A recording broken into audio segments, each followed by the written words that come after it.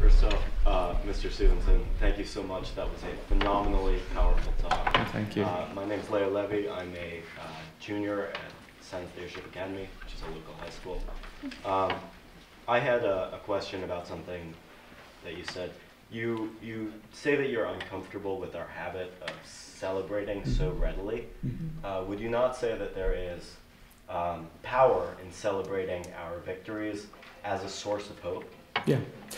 Yeah, I absolutely think we should celebrate our victories. I just don't think we can claim victory for voting when the United States Supreme Court 2 years ago has actually undermined the Voting Rights Act in ways that are devastating, when most states are actually now finding new ways to actually create barriers to voting, the same states that block voting all of that time. And so what I'm interested in doing is complicating the celebration. I'm not opposed to us remembering and reflecting, but what I'd be doing on the 50th anniversary of the Voting Rights Act is actually making sure that there is no African American over the age of 18 in this country who is not registered to vote.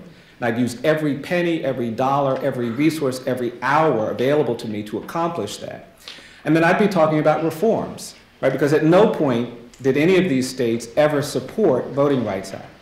Really, Alabama never said we want black people to vote.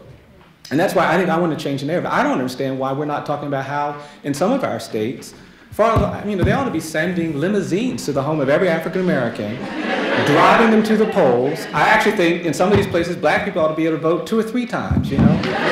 Just because that legacy is so violent and so obstructive. But we're doing the opposite. If I had a little bit more time and I was feeling a little bit more frisky, I would tell you, you can see I'm hesitating. I don't know where to, well, let me tell you a quick story, very quick story.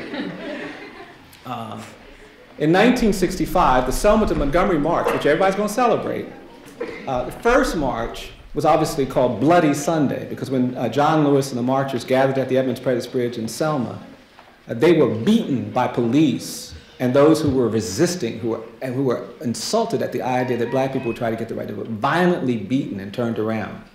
And so the call went out to have another march.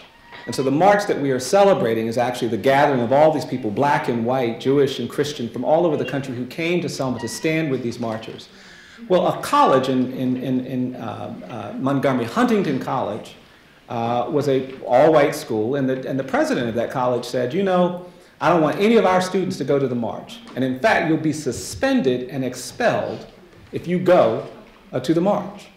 And this very unlikely student, a young white woman who was the homecoming queen, decided she was going to go to the march.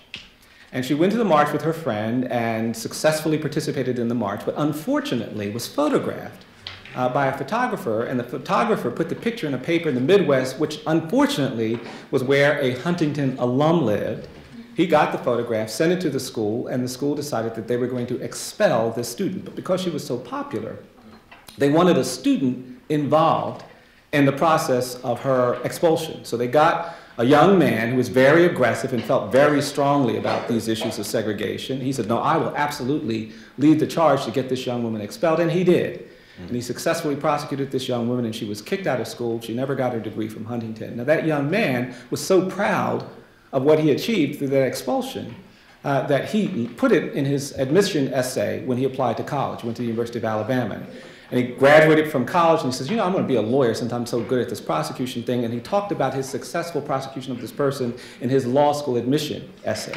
And then he graduated from law school. And when he graduated from law school, he says, well, now that I have my law degree, maybe I should just become a prosecutor. So he did. And then he became a U.S. attorney in Mobile, Alabama. And what did he do during the course of his career? He began prosecuting African Americans for violations of the Voting Rights Act. And he was known as a terror for going after black people who voted. And so effective was he that he actually intimidated people of color from voting in dozens of counties. And he was so effective that he was actually drawn to the attention of President Reagan, who then named him to be the U.S. attorney for the Southern District. And he continued on his campaign, and then he was nominated by President Bush to be a federal judge.